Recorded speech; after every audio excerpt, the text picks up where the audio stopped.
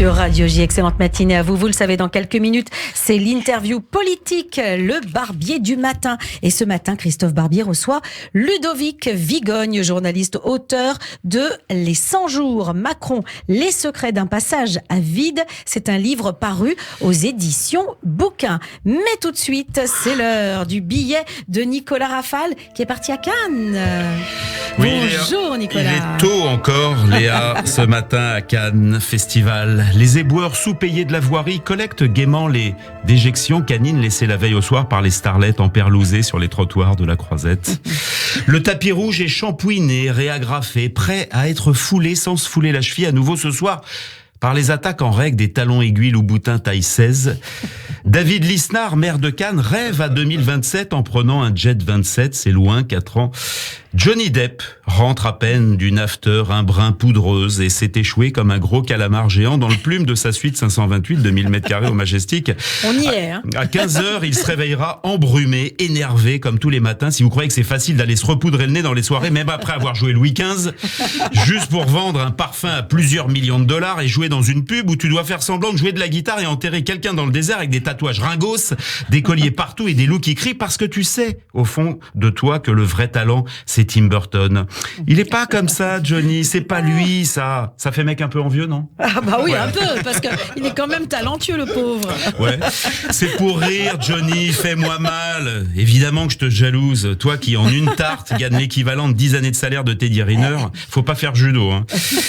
Pour se remettre bien, donc, à 15h, il se tapera un petit rail qu'il aura égalisé au préalable grâce à son passe Navigo, à sa carte SNCF famille nombreuse. Ouais, il est quasi French, Johnny, maintenant. David Lisnard reprend un deuxième jet 27. Catherine Deneuve, que certains esprits vraiment scandaleux appellent Catherine d'Ocase. Vraiment, notre Catherine Deneuve, notre fleuron national. Faut-il privatiser Catherine Deneuve comme EDF? On ne pourra jamais fermer Catherine Deneuve, et c'est tant mieux. Podane, les parapluies de Rochefort, les demoiselles de Cherbourg.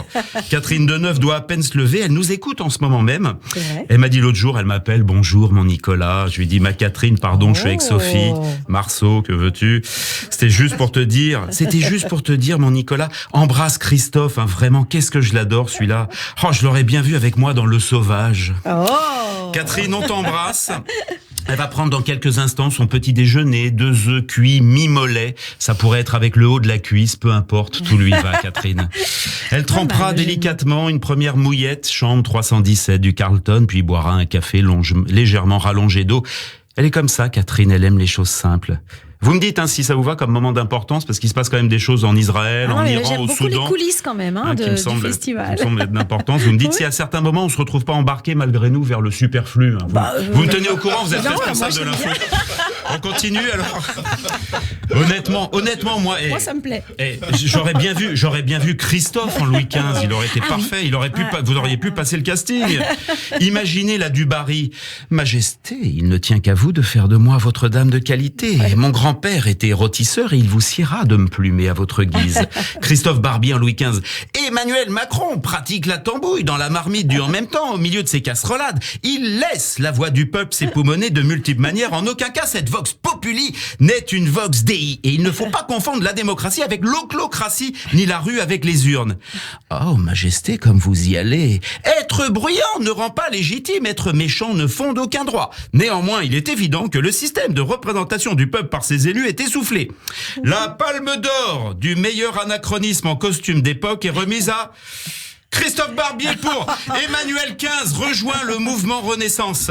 Alors j'étais avec David Lisnard ce matin en ligne, Davidoun, il en était à son 3e jet 27, et alors il y a plusieurs histoires sur la raison de l'écharpe rouge de Christophe. Il y a plusieurs histoires qui circulent. Plusieurs légendes. Dans le métier, alors d'aucuns disent Dalida, d'autres Mitterrand, et David Lisnard m'aurait dit la vérité ce matin à son 4e jet 27. C'est laquelle?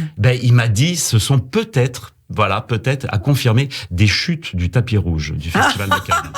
Alors, je ne sais pas si Christophe peut confirmer c'est très cette écolo, information. En tout cas. Comme ça, on jette pas le tapis, on fait des écharpes pour Christophe. Voilà. Je pense que c'est une bonne idée. Hein. Je ne sais pas, année. faut appeler la mairie de Cannes et confirmer avec David. Je le rappellerai tout à l'heure. Quand même. Merci Nicolas.